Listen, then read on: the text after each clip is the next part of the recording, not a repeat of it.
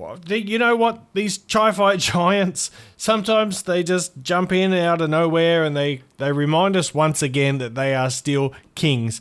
And in today's video, I'm going to review the CCA Rhapsody. I'm going to talk about why they are boss. Let's get it.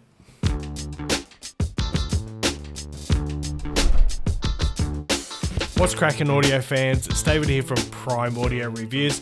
So the CCA Rhapsody here, this is a 6-driver IEM coming in at a price of around $45 at the moment. So you've got 2 dynamic drivers and 4 balanced armatures per side, all for $45. They come in these aluminium alloy shells.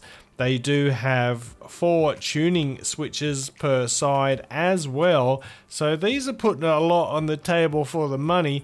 But of course, that doesn't matter if they sound like rubbish. But we'll get to that. First of all, I want to talk about these shells. They are large. Yes, they are very large. Just to put that in context, I'll show them side by side with the Kiwi ears for Taser, which is a reasonably large one, but you can see the Rhapsody definitely is bigger than that. Whether that's an issue for you, of course, will depend on your ear size. For me, these didn't cause me any problems. They do protrude out from my ears quite a bit, even though I do have somewhat large ears, but I find them very comfortable. The noise isolation is good, and I have no problems wearing them for extended periods of time. So yeah, aluminium alloy faceplate and your acrylic housings or shells, slightly transparent. You can see the drivers, well, some of the dynamic drivers down there. Anyway, pretty standard build for your regular KZ CCA type IEM. So $45. Now, if you are familiar with KZ and CCA, you'll know that they come in the box with the bare minimum in terms of accessories. You get 3 pairs of terrible tiny ear tips, and you get a pretty basic standard cable. The cable is not terrible, but it's a bit bouncy. It doesn't handle all that well.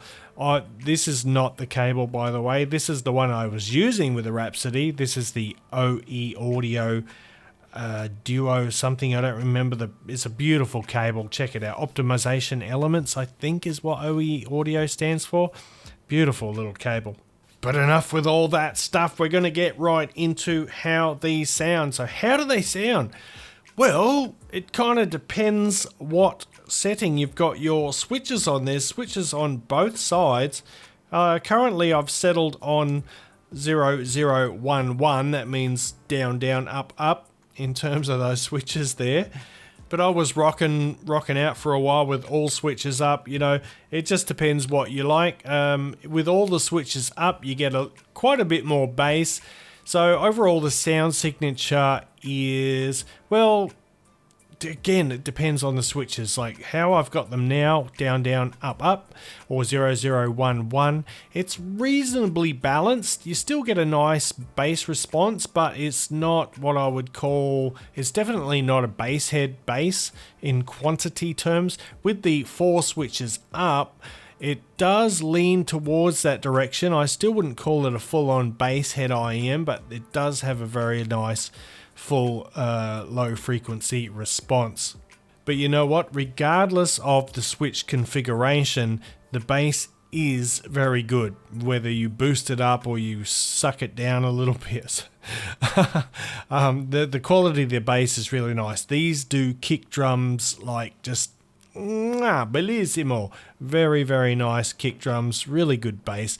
Not super textured, but definitely not bad for the money. Pretty good, nice natural attack and decay. It's a good mix between slam and thump. These do rumble pretty well down in the sub bass too, so that is not an issue. And the bass, of course, lays a nice warm foundation for the mid-range and the treble to dance upon. But yeah, this is a great bass. Now when it comes to the mid-range, I would say we've got a nice natural note size, nice underlying warmth there. It's instrument separation is pretty good. The spacing between instruments and vocals is pretty decent. Remember, we're only talking about a $40 to $45 IEM here. It's not a super upfront and not a really super vibrant mid-range. It's not like your Moondrop, boosted upper mid-range type of thing. But I wouldn't necessarily call the mid-range recessed. I would call it kind of balanced in relation to the bass and the treble. So yeah, nothing wrong with the mid-range. No graininess there. Not super clear or detailed, but pretty darn good, very natural sounding, really engaging. And then we've got the treble, which is somewhat laid back. Regardless of what setting you've got the switches on, the treble is never going to jump forward and be really accurate and precise and lively and sharp.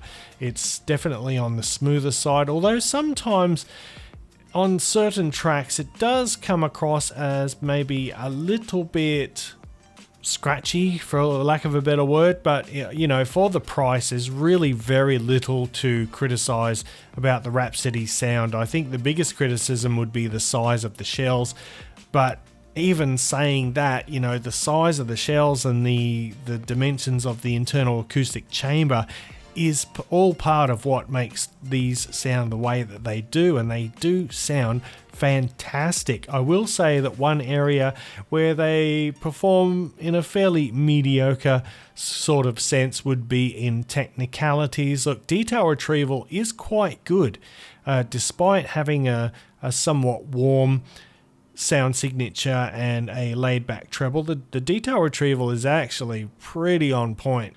But in terms of soundstage, the dimensions are reasonably intimate. They're not cramped. It's not congested or anything, but you don't have a nice big expansive open soundstage. But what you do is you have this wonderful, lovely, engaging tone that will, I guarantee, if you get a good fit, you got the right ear tips and you got a good seal and a good fit, these will have you singing along, tapping your feet, just really enjoying almost anything that you listen to.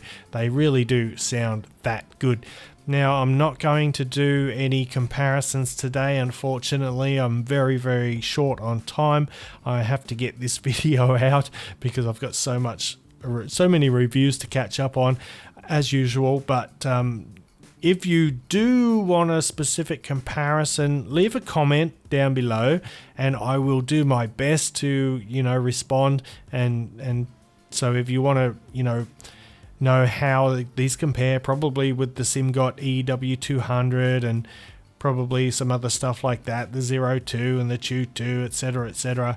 Yeah, leave a comment. I'll try to get back to you on that. But anyway, thanks for watching the video. These are great, by the way. Definitely recommend. If you're not worried about the size, go ahead, jump on these. They sound unreal. So thanks for watching the video. If you liked it, give it a thumbs up, Parfam Audiophile style. If you're new here, please consider hitting that subscribe button before you go. And until next time, I'll see you later.